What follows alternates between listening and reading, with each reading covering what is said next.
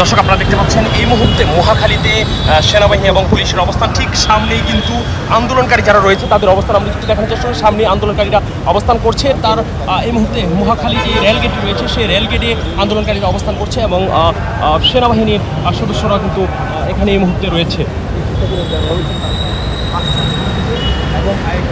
দর্শক আপনারা এই মুহূর্তে দেখতে পাচ্ছেন মহাখালী মোড়ের মধ্যে কিন্তু সেনাবাহিনী এবং পুলিশের অবস্থান করছে, কিন্তু ঠিক সামনেই যে রেলগেটটি রয়েছে, রেল লাইন রয়েছে, সেই রেল লাইনে কিন্তু আন্দোলনকারীরা অবস্থান করছে এবং সেনাবাহিনীর পক্ষ থেকে বারবার মাইকিং করে বলা হচ্ছে যে আপনারা সামনে আসবেন না, আন্দোলনকারীদেরকে সামনে না আসার জন্য তারা অনুরোধ করছে। বলছে তারা যেখানে আছে সেখানেই শান্তিপূর্ণ আন্দোলন চালিয়ে যাওয়ার জন্য বলছে সামনে কোনোভাবেই যেন সামনে না আসে, সেটি সেনাবাহিনীর পক্ষ থেকে বলা হচ্ছে। আমরা এই মুহূর্তে দেখতে পাচ্ছি যে সেনাবাহিনী কিন্তু অবস্থান নিয়েছে এবং সেনাবাহিনী এবং পুলিশ সদস্যরা এই মুহূর্তে মহাখালী যে মোড়টি রয়েছে সেই মোড়ে অবস্থান করছে।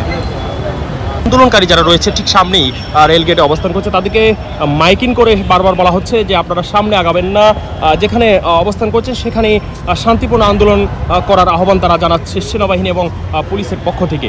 ঠিক সামনের দিকে আমরা এই মুহূর্তে দেখতে পাচ্ছি যে সেনা সদস্য এবং পুলিশের এখানে রয়েছেন এবং তাদের পক্ষ থেকে কিন্তু বারবার আন্দোলনকারীদেরকে সামনে না আগানোর জন্য অনুরোধ জানাচ্ছেন। তারা বলছেন যে আপনারা শান্তিপূর্ণ আন্দোলন করেন, কিন্তু সামনের দিকে তা আপনারা এগিয়ে আসবেন, অর্থাৎ মহাখালী মোড়ের দিকে না আসার জন্য অনুরোধ জানাচ্ছে।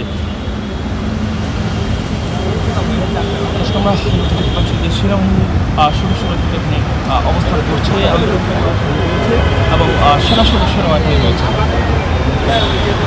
দর্শক আন্দোলনকারী শিক্ষার্থীরা সামনের দিকে অবস্থান করছে এবং এই মুহূর্তে সেনাবাহিনী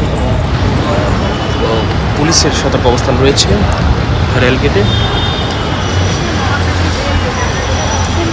শিক্ষার্থীরা কিন্তু মিছিল নিয়ে এই মুহূর্তে আসছে।